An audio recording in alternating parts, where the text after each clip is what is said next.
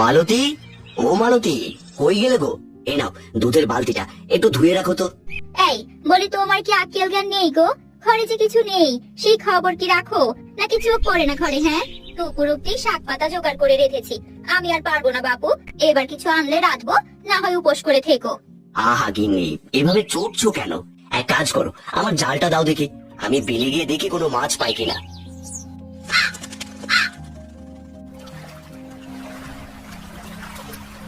এখানটায় জাল ছুড়ে দেখি জালে কোনো মাছ উঠে কিনা। আর যদি মাছ না পাই, গিন্নি তো একদম কুরুক্ষেত্র বাঁধিয়ে দেবে।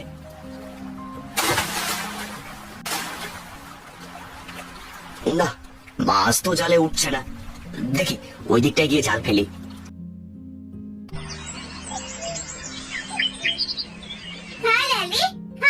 তুই আমাদের কত উপকার করিস, তোর থেকে পাওয়া দুধ বিক্রি করেই আমরা চলতে পারি। তুই খুব ভালো লালি। দাঁড়া, আগে তোর গোয়াল ঘরটা পরিষ্কার করে দি।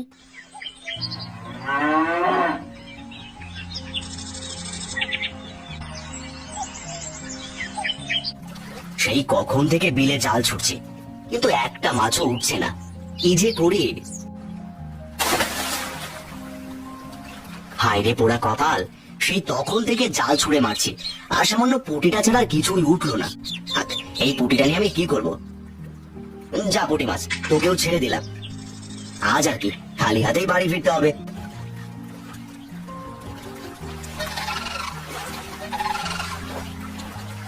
আরে আরে, এগুলো তো শুকনো পদ্ম বীজ, একদম শক্ত হয়ে আছে। এক কাজ করি, এখান থেকে কিছু পদ্ম বীজ নিয়ে যাই, এগুলো দিয়ে তিন্নি খেলতে পারবে।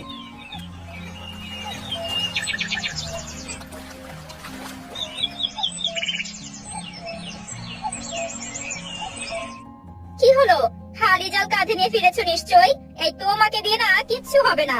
কি আর করবো বলো গিন্নি, সেই তখন থেকে কতবার জাল ছুঁড়েছি, একটা মাছও ধরা পড়েনি। করেছো, এখন কি খাবে শুনি? আমাকে আর কিছু জোগাড় করতে বলো না জানো। আহা, রাগ করো না গিন্নি, আমি দেখছি কি করা যায়। আচ্ছা শোনো, ফেরার পথে বিলে হঠাৎ করে চোখে পড়লো পদ্মর বীজগুলো শুকিয়ে আছে, তাই কটা মেয়ের জন্য নিয়ে এলাম। এই নাও, এগুলো তুমি তিন্নিকে দিয়ে দাও, ও খেলবে। আর কিছু পাওনি, নিয়ে এসেছো পদ্মর বীজ? বলি হারি তোমার কাণ্ড জ্ঞান। এই যা, মা তো বীজগুলো ফেলে দিল বাবা। মাছ তোমার উপর খুব রেগে আছে। হ্যাঁ রে মা, তাই তো দেখছি। আচ্ছা, আমি এক কাজ করি, দুধ বিক্রি করে যা টাকা পেয়েছিলাম তা দিয়ে না হয় কিছু বাজার করে নিয়ে আসি। হ্যাঁ বাবা, তুমি বরং তাই করো, তাহলে যে আজ তোমার রক্ষে নেই, তোমার জন্য শেষে আমাকেও না খেয়ে থাকতে হবে। যাও যাও বাবা, তাড়াতাড়ি যাও।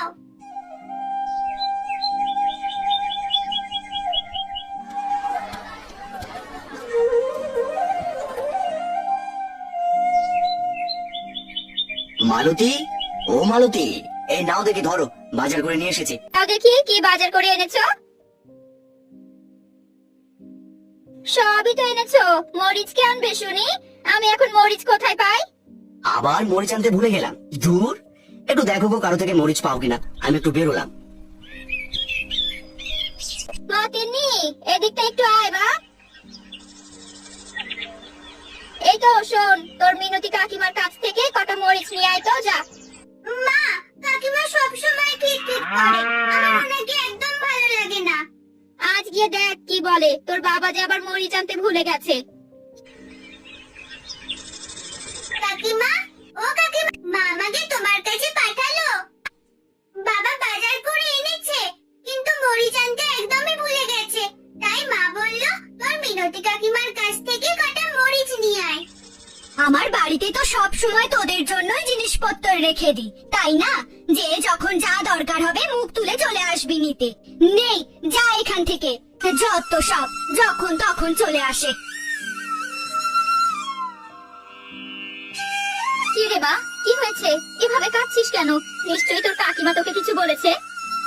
আমি তোমাকে বলেছিলাম মা, কাকিমা সব সময় এমন করে, উনি খুব খিটখিটে স্বভাবের মা। থাক মা, মন খারাপ করিস না, আমারই ভুল হয়েছে তোকে ওখানে পাঠানো, কাঁদিস না মা। কি, গোবরের ভেতরে আমার কিসের গাছ হচ্ছে?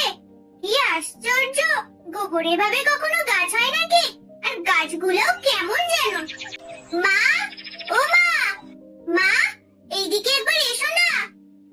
কি হয়েছে কি? এভাবে চেঁচামেচি করছিস কেন? কাজ করছি তো আমি নাকি?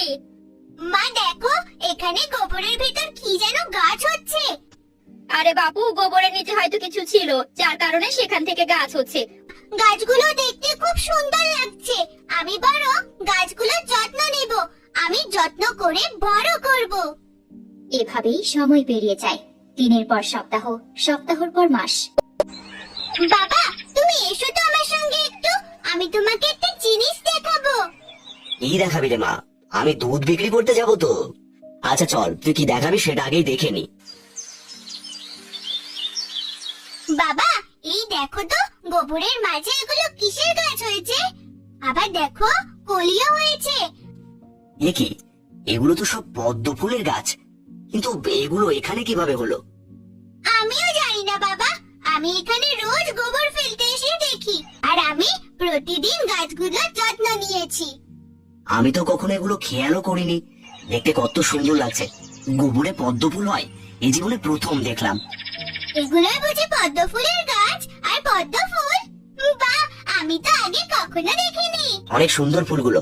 আচ্ছা তুই থাক, আমার এবার বাজার যেতে হবে। এই অসময়ে এভাবে বৃষ্টি নামলো কেন আবার? এই বৃষ্টি আজ থামবে বলে তো মনেও হচ্ছে না। আজ দেখলে না, সকাল থেকেই আকাশটা কেমন মেঘলা মেঘলা ছিল। আমি সকালে আজ করেছিলাম হয়তো আজকে বৃষ্টি হবে। চলো এখন খেয়ে দিয়ে ঘুমিয়ে পড়বে। মা তিন্নি, আয় তো দেখি মা, খেয়ে নিবি। আচ্ছা মালতী, আমার মাথায় একটা বুদ্ধি এসেছে। আমরা যেখানে গোবরগুলো ফেলি সেখানে তো ভালোই সার হয়েছে, তাই না? হ্যাঁ, তা তো হয়েছে। সেগুলো কি আর ওখানে কম দিন থেকে ফেলা হয়? এতদিনে তো বেশ ভালোই সার হয়েছে সেখানে। আমি ভাবছি জায়গাটা পরিষ্কার করে সেখানে কিছু সবজি চাষ করব। আমার মনে হয় ওখানে সবজি ভালোই হবে। তুমি বরং তাই করো। যদি ভালো ফলন হয় তবে বাজার থেকে কিনে এনে খেতে হবে না। না না মা, তুমি এসব কি বলছো? সেখানে আমার পদ্ম গাছগুলো আছে। আমি কত যত্ন করে সেগুলোকে বড় করেছি, আর তুমি কি তা জানো? ওগুলো আমাদের কোনো কাজে লাগবে না, বুঝলি? এর বদলে আমরা এখানে সবজি চাষ করব। তুমি এগুলো তুলো না বাবা। দেখো, ওই গাছগুলোই তোমার একদিন কাজেও আসতে পারে। আচ্ছা আচ্ছা ঠিক আছে মা, আমি গাছগুলো তুলবো না। এবার তো খুশি তুই?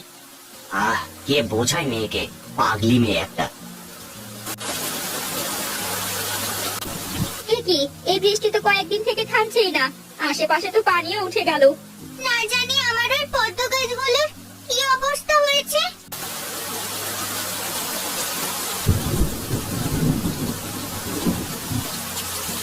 মা, বাবা, কোথায় তোমরা? তাড়াতাড়ি বেরিয়ে এসো। তাড়াতাড়ি দেখে যাও কি কাণ্ড হয়েছে। একই কাণ্ড, বাড়ির পুরো উঠোন যে পদ্ম দিয়ে ভরে গেছে। মালতী দেখো দেখো, কি সুন্দর দেখাচ্ছে দেখো। হ্যাঁ গো, তাই তো দেখছি। এই কি করে হলো? আচ্ছা, আমি একটা কথা কিছুতেই বুঝতে পারছি না যে পদ্ম হলো কি করে আমাদের বাড়িতে। মা, তোমার মনে আছে অনেকদিন আগে বাবা যে আমার খেলার জন্য পদ্ম বীজ নিয়ে এসেছিল, আর সেগুলো তুমি ছুঁড়ে ফেলেছিলে? নিশ্চয় সেখান থেকেই হয়েছে। হ্যাঁ গো মালতী, তাই তো। আমি তো সে কথা ভুলে গিয়েছিলাম। হ্যাঁ গো, ঠিকই বলেছো। হয়তো ভালো সারের কারণেই এমনটা হয়েছে। এভাবেই আরো 2-1 দিন কেটে যায়। এর মাঝে বৃষ্টিও কমে যায়, আর আশেপাশে যে পানি উঠেছিল সেগুলোও নেমে যায়। কি রে মালতী, তোদের বাড়ির উঠানে এত পদ্ম এলো কোথা থেকে? কি সুন্দর লাগছে রে। হ্যাঁ, তা তো লাগবেই। সবার বাড়িতে তো আর এই পদ্ম হয় না। তিন্নি, বড়দের সাথে এভাবে কেন কথা বলছিস? আসুন দিদি, আপনি বসুন। এতদিন যা বৃষ্টি গেল, কোথাও বের হওয়ার জো ছিল না। আরে বাহ, এই বাড়ির উঠানে এত বড় বড় পদ্ম ফুল, এই দারুণ দেখাচ্ছে। আমি বরং এই বাড়ির মালিকের সঙ্গে গিয়ে একবার কথা বলি। আচ্ছা, এটা কি আপনাদের বাড়ি? আসলে আমি ফুলের ব্যবসা করি তো শহরে। এই পথ দিয়ে যাচ্ছিলাম, তো হঠাৎ করে আপনাদের বাড়ির উঠোনে আমার চোখ পড়লো।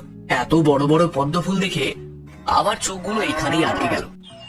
আসলে আপনাদের উঠোনের এই পদ্ম চাষ দেখে আমি বড্ড অবাক হলাম। আমি এমনটা আগে কখনো দেখিনি।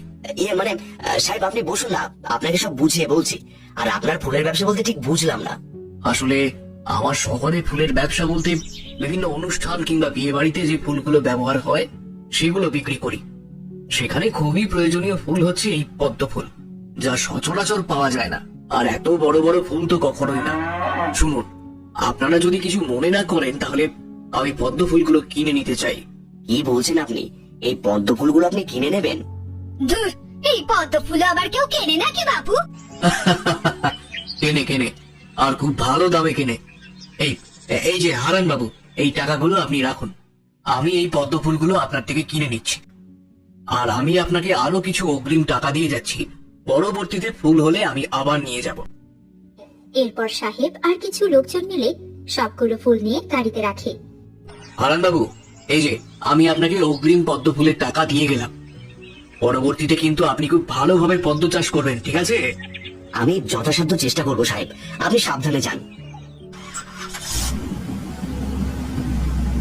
দেখেছো তো বাবা, এই পদ্ম ফুলগুলো তুমি তুলে ফেলে দিতে চেয়েছিলে, আর আজ এই পদ্ম ফুল থেকেই তুমি কত টাকা পেলে।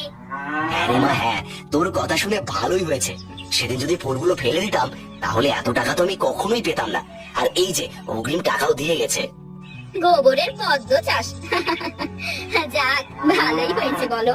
আজ থেকে গোবরে আরো বেশি করে পদ্ম ফুলের বীজ লাগাতে হবে গো।